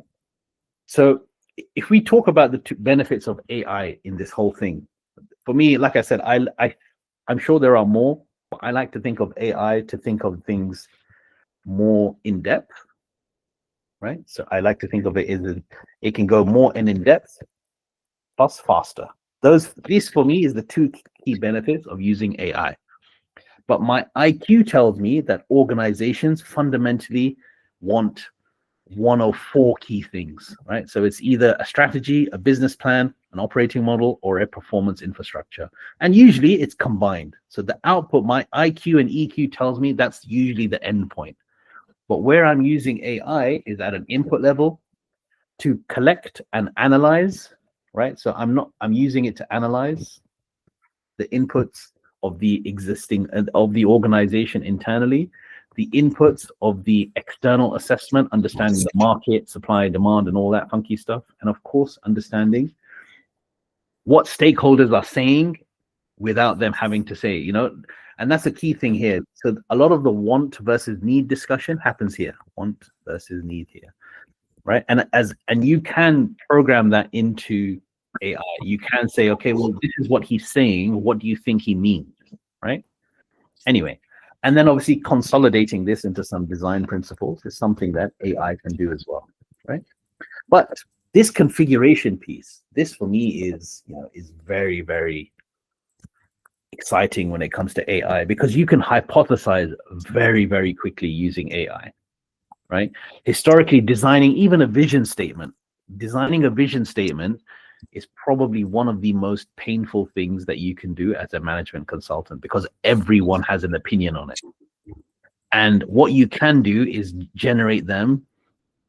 You can generate 1,000 versions of a vision statement, within seconds. And it's a case of using your EQ to get people to work towards agreeing towards one. I've been on projects. So it's the kind of normal approach towards, or rather best practice approach towards defining strategy is starting with a vision statement, getting everyone comfortable with the vision statement, and then, confirming this, doing this. But I've been to the point where I've completed everything, right? This is done, this is done, this is done. And then we still are discussing what the vision statement is. That's not really the way to do it. So maybe with AI, if you're able to generate thousands of different variations and able to kind of go through this process at times 10 speed, you can probably run 10 of these models at the same time, which will eventually be then. Does that make sense? Rather than having one model and you're kind of iterating the vision statement, you can say, well, if I change the vision statement, what will it be? What will it impact here? And then you can run 10 versions of the same process at the same time. And then they say, okay, well, based on the impact here, based on the impact here, based on the impact here, the best strategy, best business plan, best operating model is option 7 out of 10. Does that make sense, bro? Like, I'm going a bit mad, but normally when you're doing strategy projects, what you're trying to do, right, going through this entire process, you're trying to limit the number of options that you're discussing, because you can't constantly change the vision statement and then change your entire org structure, change your tech platforms, change your processes. But with AI, you can do 10 models at the same time.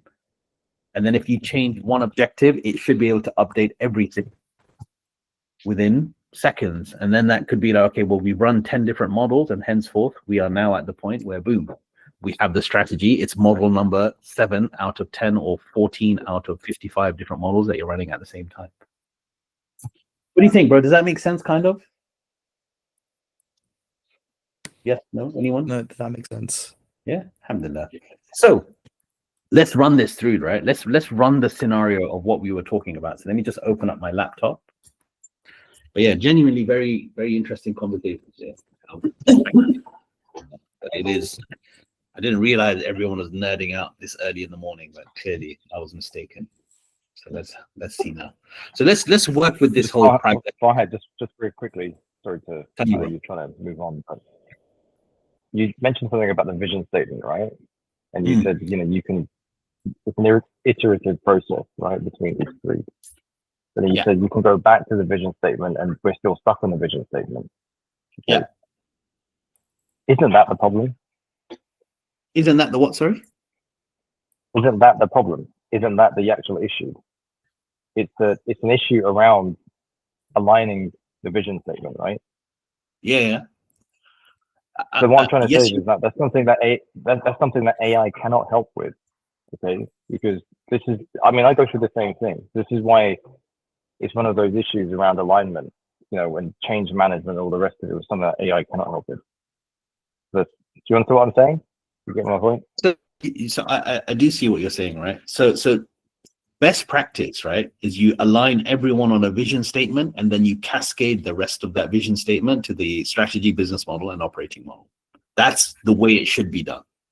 But the vision statement is a function of maybe 10 words in English, which sets the direction. Now, inherently, bro, what people tend to argue with me when it comes to like 6 months down the line, right? So normally this process of defining for a large government entity, this process will take 6 months, this entire process, right? From inputs, configuration, outputs, it will take a 6-month period. That's, if you're talking about Big Four and MBB, this process is a 6-month process. So normally what happens, bro, is when you're kind of working away from your client for like a month and you're building all these massive deliverables, right? What happens is then you speak to a client that you haven't spoken to after 2 months. They see the vision statement, and then they challenge the words that you've used. Rather than using and, say if, right? Because in very rare instances, bro, in practical consulting, are you designing something from absolute scratch? There are consulting projects where you do design things from scratch, but even in Saudi, when you're talking about new government entities, there is usually a royal decree, and that royal decree would have guidelines as to what you can and can't do, right? So the vision statement, when I say changing the vision statement, what I don't mean is completely changing the direction or the nature of an organization, right? We're not going to, it's not a case of selling ice creams or sandwiches, right? It's a case of usually change the wording so that the ice cream is more inclusive to people, right? It's stuff like that. But inherently, what you can now do is, if you plug all of this into a LLM, for example, you can run multiple vision scenarios, multiple mission scenarios, and so on, like inputs, and it will give you different iterations of your strategy, business model, operating model, and performance infrastructure. That's the point I'm making. I know what you're saying is that inherently the problem here is that an AI, generative AI, can generate 50 different vision statements for 50 unknown problems. But the idea is that we have to be practical and understand that it's within the confines of a particular challenge per se.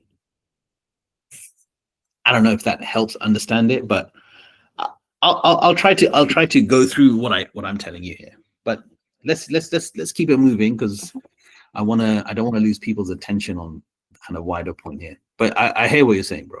So let's go to my favorite website in the world. which is not this one, I promise, is this one. Okay, so let's have a look here now. Act like an expert management consultant. You guys can see that, right? Should I make it bigger or you guys can see that? We can see. Well, I can see it, at least. Yeah, good. Yeah. Okay, oh shit. Okay. So act like an expert management consultant. So again, I use ChatGPT in a structured way because it just helps me, right? So strategy, corporate, blah, blah, blah, blah, blah, blah. Okay, great. We are discussing we are discussing the rationale for private equity firms to invest in student accommodation. What can you tell me about this at a high level? Is this a trend? Sorry, my ADHD won't let me let this go.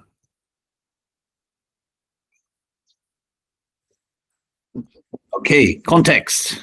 The appeal of student accommodation as an asset class.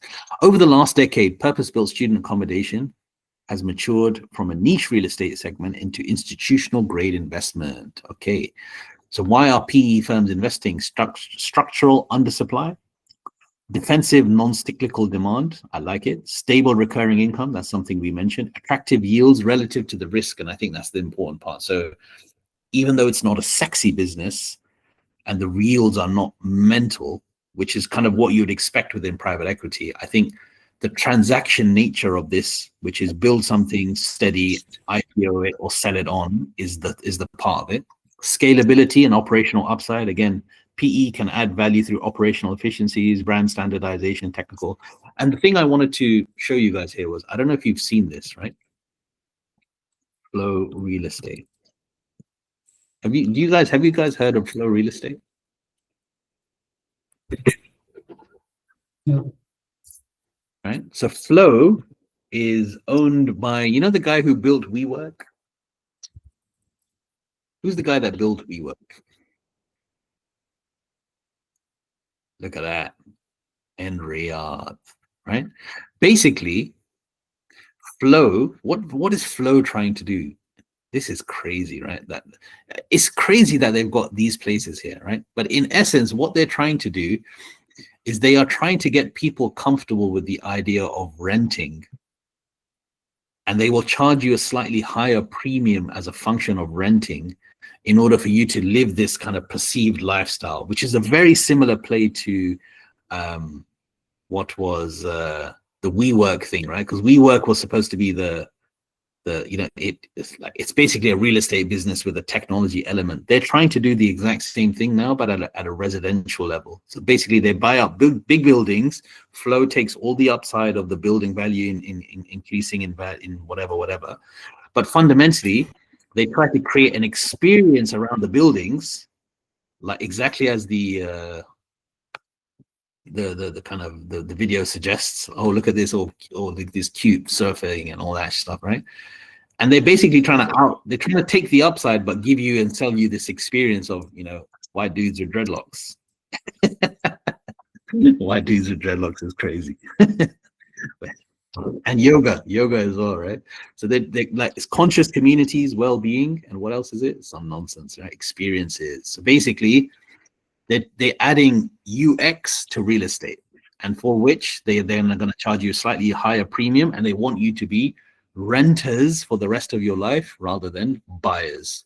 So the rich get richer, and then the fools like us go do yoga and grow dreadlocks. Sorry. White dudes with dreadlocks. Anyway, you can rent or you can own as well, supposedly. Okay, but the problem is premium.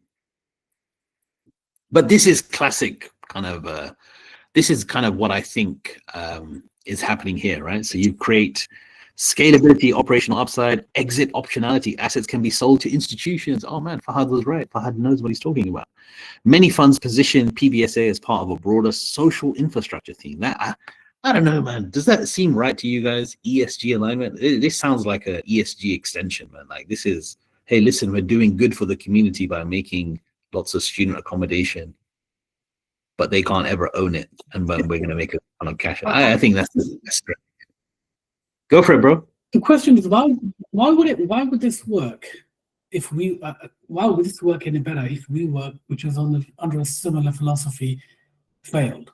I mean, I can only imagine that maybe WeWork is an office and it's less personal. People are probably less invested in the idea of paying a premium for WeWork environments because it's just an office with an add-on, with community as an add-on. Whereas real estate, it's your home, so community might be more essential, and home is naturally essential because it's a need, not a want. But I still don't see how much of a premium you can argue when its philosophy is that they're just trying to add on all of these things. But your core security, if you look at the Maslow kind of hierarchy, right? Maslow hierarchy of needs, that you want to always secure your most important asset, which is your home. But in this case, you're renting for life. So I'm not sure if you're giving up the most important security in your life, right, for renting, with yet another luxury on top, which is not an essential. Yeah, it just seems like it's literally a house of cards. That's my initial 2-second thought.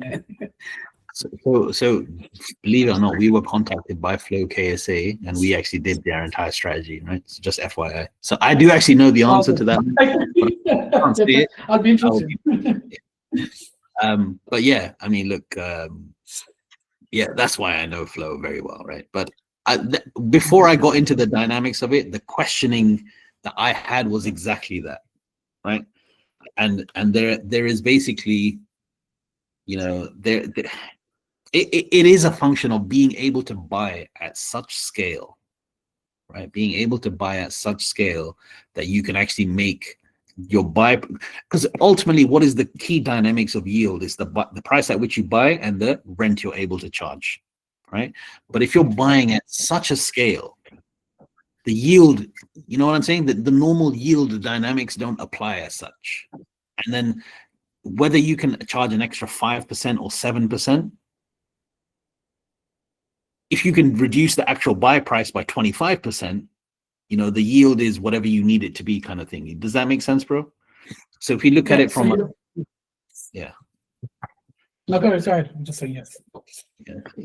I mean, just for anyone who's not understanding, right? So you have the buy price and then you have the sale price, right? Your yield is calculated as a function of this, right? Output and positive. And the idea is that you can only increase the yield by, say, 2%. At that point, the market is going to say, no, thank you. This doesn't make sense. So what you have to fundamentally do is try to renegotiate this down. And the only way you can renegotiate, so then rather than this to this, it's from this to this, and that increases your yield significantly, right? So that's the play here. Ultimately, it's that if we buy at such significant scale that our margins fundamentally increase through the roof as a result of that. So, and this is the interesting thing. A lot of people, you know, they are basically trying to, you know, a lot of real estate developers a lot of people who are flipping houses, etc.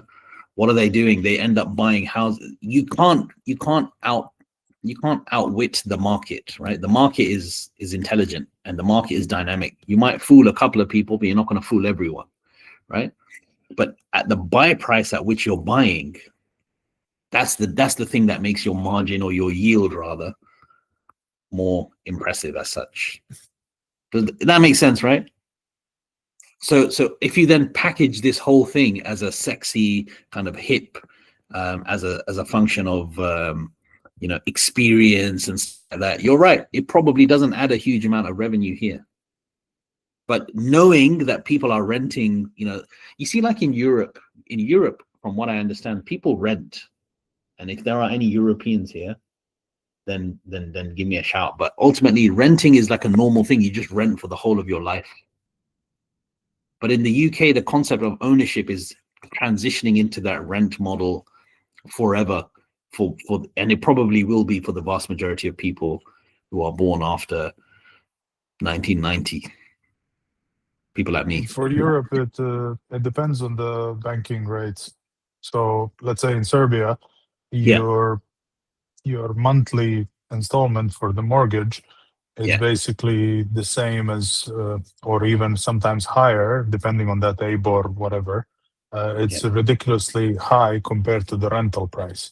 So right now, I know this for many of you is going to sound ridiculous, but in Serbia right now, the apartment is same price or more expensive than the same apartment in Dubai. Same size, because the one in Dubai is much better. Much better facilities, much better amenities, everything is better. But the prices in Serbia are at that level or even higher. However, the apartment that you buy for like 250,000 euros in Dubai, you rent it out for 2,000 euros a month.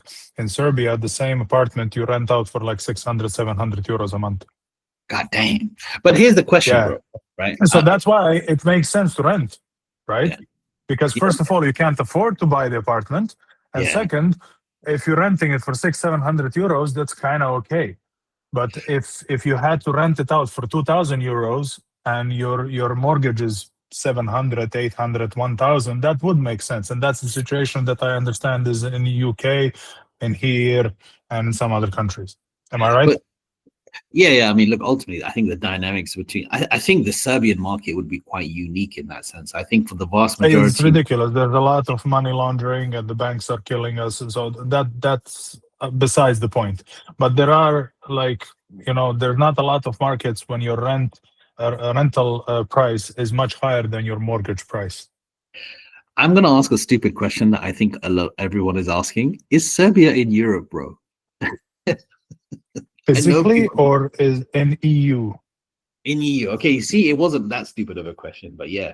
But no, it's not in EU, but it is in the center of Europe. That's crazy. Well then, I'm sure it's only a matter of time. But anyway, right? But the point I was trying to make here, and I agree with you 100%, is that the dynamics in the UK at least are such that the price of housing is just becoming unaffordable. Salaries are not increasing. Debt is no longer serviceable based on people's current salaries. So even though the difference between, like, I won't go into the specifics of my house, but if I were to not have bought my house, it would have been a lot cheaper for me on a monthly basis, right? A lot cheaper, because the price of debt is very high.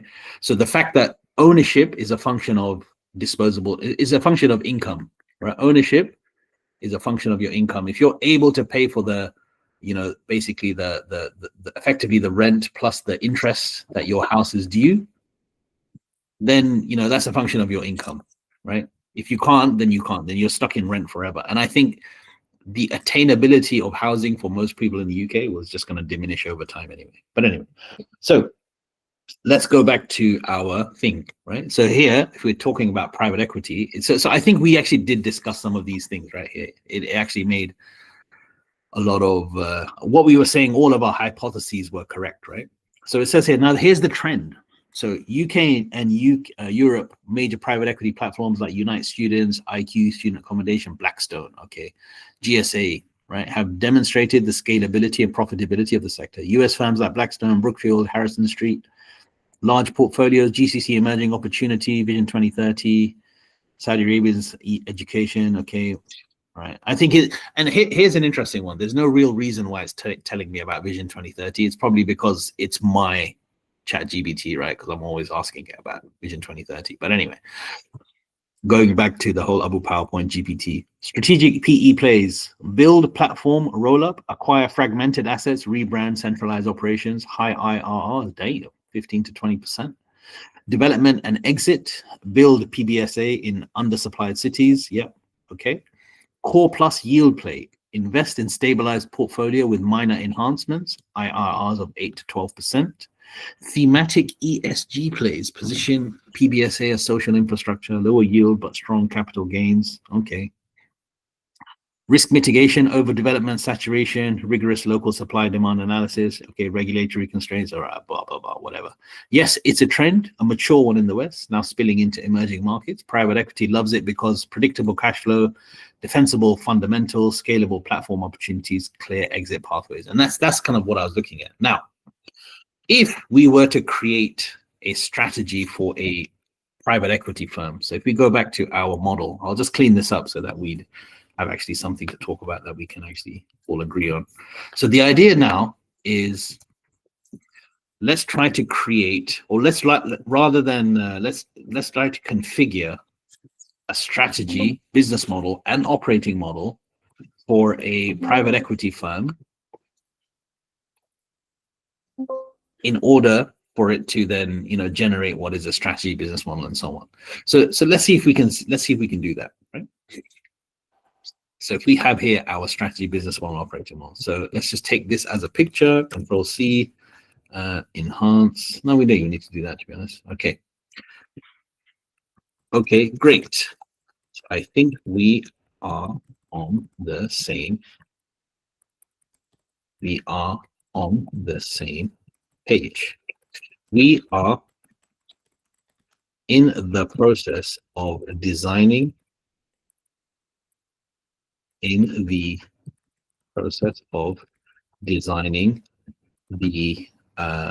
let's see if I can do the 10 model thing. Or rather than 10, maybe we can do 3 models, right? We are in the process of designing the strategy for a private equity firm interested in the student accommodation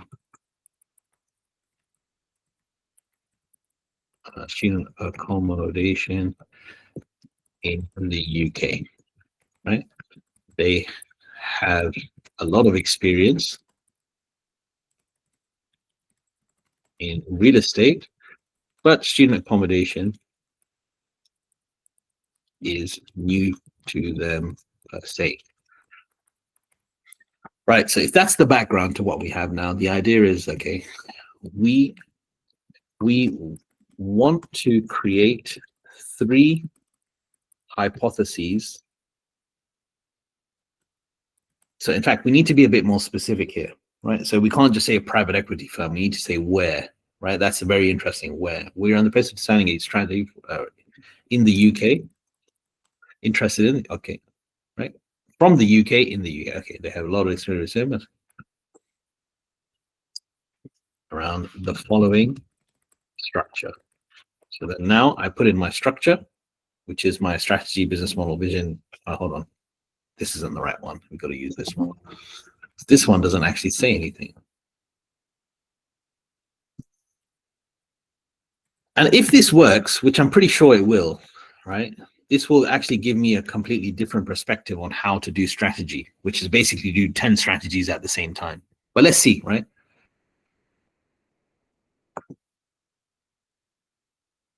Actually, before we even talk about this, let's talk about, we want to create 3 hypotheses for this this PE fund. Just one quick question. When you paste in the image of the triangle, does it have to be text boxes, or can it read like images as an OCR? It reads the image, bro, perfectly. And in fact, I prefer using images over because it understands context really well of images. And I'll show you right now, right? Okay. Let's what questions do you need answered first? Do you need answered to create credible hypotheses? Right, sorry, I had to just press enter.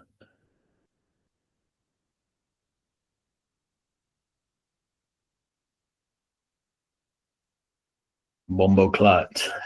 That's a crazy username, bro.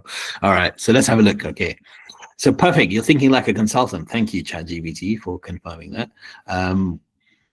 Here is a strategic intent and investment. What is the investment thesis?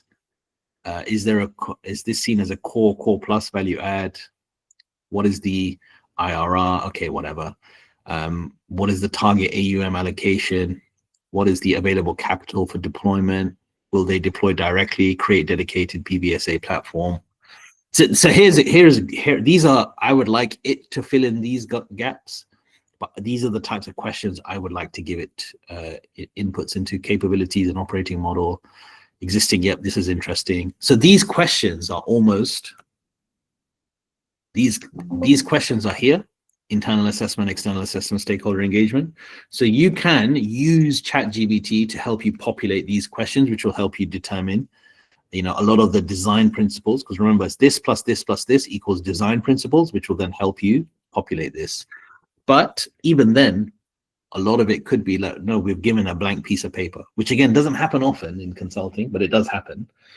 Then we can say, okay, well, I want you to come up with the strategic intent and investment mandate, but I'm going to give you the capital structure and geography, right? Because that usually isn't for the consultant to decide. That is just what it is, right? So then we can fill this in. Okay, so let's go through this. So actually, where I want you to come up with the hypotheses is around the strategic intent and investment mandate, right? That's kind of where I want you to help plug in. But ultimately, the available capital for deployment is $100 million or 100 million pounds rather of equity, but then that will be leveraged. So I want you to take that into consideration. We will be creating a PBSA platform. So this is a platform that we're creating as an independent vehicle that we're going to potentially look for kind of an exit for it and an appropriate exit for it. This is going to be focused on the UK specifically, UK universities that have high levels of international students.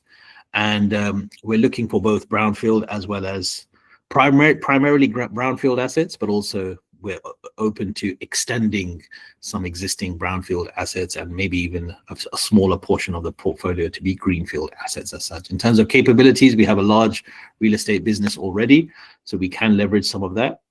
And this is again for, you know, international students coming to the UK to study. What do you understand from everything I've told you so far?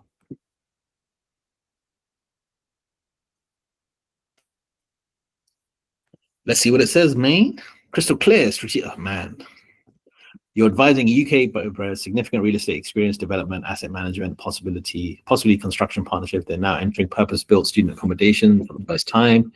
Aggregate, focus, primarily brownfield acquisitions, selectively engage, unique financial, 100 million leverage is expected, fund classification, core plus to value add, yield with moderate development risk, return expectations, geography, blah, blah, blah, blah, blah, blah. Okay, it's kind of, I have to refresh that because it's kind of given up. So that's again, sorry. I think I ran out of credits or something. What? I never knew, you know, there's a couple of images floating around on TikTok around how many credits McKinsey have collected, 100 billion or something. I didn't realize that each word was a credit, or if I misunderstood that. Maybe I misunderstood. But anyway, now, what I would like it to do, right, is come up with 3 separate hypotheses. So based upon what we've understood so far, this is aligned. I want you to come up with 3 separate hypotheses targeting kind of with a core focus, a core anchor in each. What do you understand?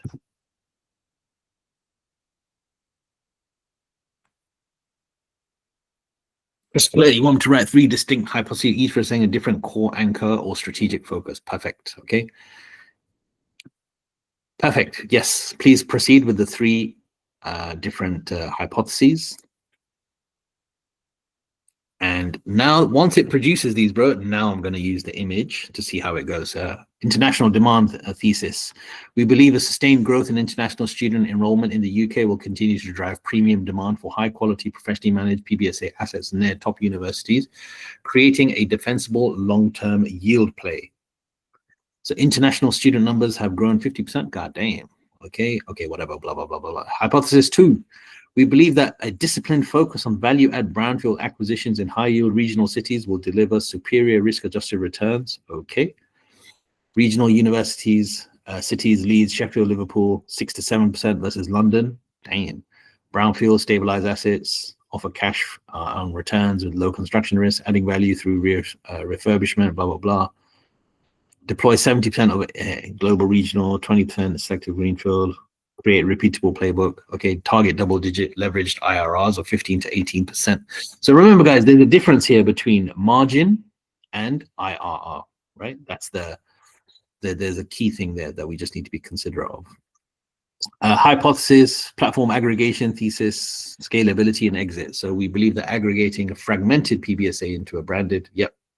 This is kind of what Flow is doing, right? Aggregated thesis, scalability, and exit, blah, blah, blah, right? UK PBSA remains fragmented outside, yeah, whatever. Okay. Summary, hypothesis, okay. Now, for each of these hypotheses,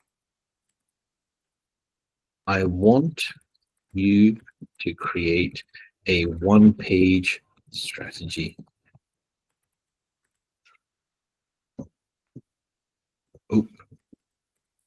Using this structure.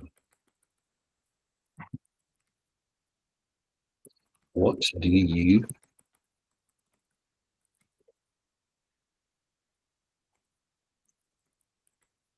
configuration? I just realized, guys, I got give the babies the milks. Okay, hold on. Yep. All right, this is good. So you see, bro, like it just understood the picture in the context rather than me having to explain it with text. So vision, mission, blah, blah, blah, initiatives, business model, and bottom. Essentially 3 pages total, 1 page per hypothesis. Yes, let's go.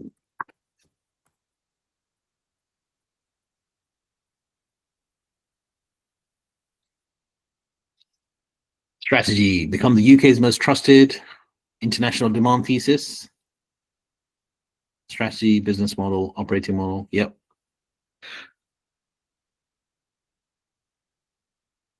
So it initially, bro, given we spent a lot of time on the kind of the initial hypotheses, and the hypotheses made sense, the way we've layered it now makes sense. Now, based upon this, what we could do is present to our client very quickly and say, listen, if you have this hypothesis, this is what it would look like across the entire business. And if you came up with this, so then it's a case of figuring out, rather than trying to discuss with them the vision statement, you can say, well, actually, it's not just the vision statement. We've run this analysis through 3 different hypotheses. And based on the 3 different hypotheses, here is what it is. And now based on this, we can have our conversations, we can have these discussions, and we can see which of these, not just the vision statement, because that tends to how it happens. So what I'm saying here, if I try to show you this in consulting terms, normally what you would have is you would have this done initially, right? That would be your starting point in consulting. And then what you would do is you would do this on a kind of cascading basis. So the cascading would be like this. So you'd go from here to here to here to here to here. And then you would kind of start cascading this. And every time there was a change here, you would try to minimize the change, because then you'd have to redo all this work. But what you can do now with your client is literally say, from a hypothesis perspective, these are the 3 different hypotheses that we have as such. What do you think, bros? It make sense? Makes sense. Yeah. So again, you know, these are very valid. So again, I think the future of consulting, if we talk about time and depth, so we were able to create 3 hypotheses very clearly, very, very quickly. And I think that's really where this value is. Unfortunately, guys, I've got to jump, because I've forgotten to feed the babies, which is quite important. Otherwise, my KPIs will be ruined in terms of staying alive. So I want to continue this. Your survivability rate drops to 0. Yeah, exactly, man. Exactly. Then I definitely will need an LLM to replace me. So I want to share this with you guys. And then maybe we can have a follow-up conversation about this, because genuinely, I think this is a very interesting way. And I'm really starting to think, okay, well, this is also how we can start doing consulting, which is if we then create this into great. And this is the new thing I've been doing, great. Right? Can you option 1 into HTML and show me what it will look like. There you go, right on the buzzer. Hi, Sultan. You okay, boy? Can baby then change on the piece? You want me to do what? Can you wake a baby ball Yes. and the nappy? And the nappies as well? Yeah. Okay, baby. Give me a kiss.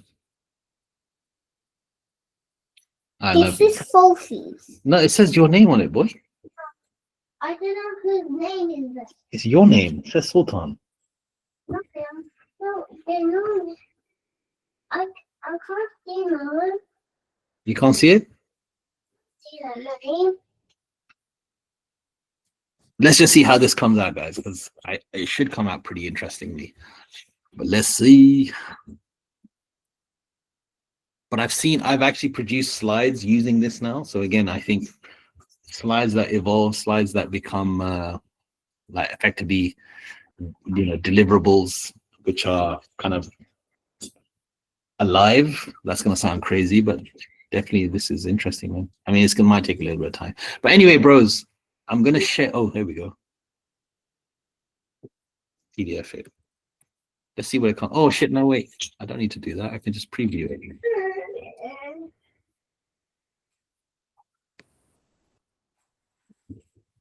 Let's just, oh man, why do I do that? Let's see what it comes with.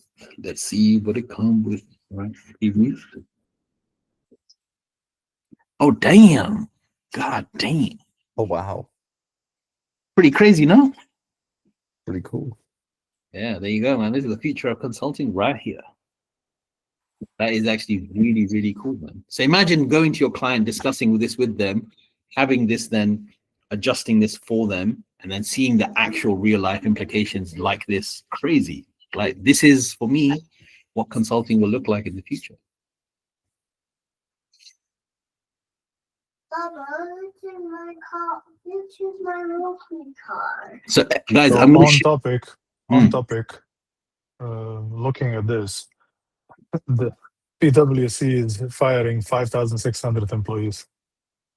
Oh man, I'm not going to hate on my consulting peers, man. But yeah, Yeah, not hating, but I mean, Microsoft is doing 7,000, Amazon is doing about 30,000, but PwC, I can understand why when I see this. but you see, it's even got the triangle in the back. That's crazy, right? Yep, That's yep. crazy. There you go, Ahmed, man. thank you for this. It's really, really useful. I appreciate you, bro, man. Listen, I wasn't expecting it to come out this good, but imagine now you've got 3 of these in front of your client and say, let's discuss. This is all now EQ. The IQ stuff is done. EQ is, you know what I'm saying? God dang. 100%. Mm-hmm. All right, well, listen, bros, unfortunately, babies are crying, so I got to feed those bad boys. And then, inshallah, I'll catch you Higher guys. priorities. That's right. Take care. Assalamu alaikum. Wa See alaikum you assalam. guys. Bye bye. Salam.